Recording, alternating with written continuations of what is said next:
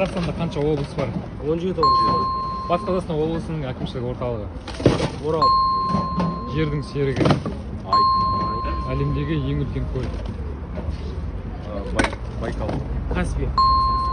Оңтүстік Америкада Колумбия деген мемлекет бар ғой. Сол не үшін Колумбия деп аталған? Соның несіне қойылған? Соның Христофор Колумб әлемнің 7 кереметі, иә? Соның қазір нешеуі бар? Біреуі.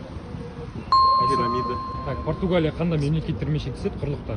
Португалия, Испаниямен. Бір мильде қанша метр бар? Там 1600 метр. 1600. Ұлыбританияның құрамына кіретін мемлекеттер қандай?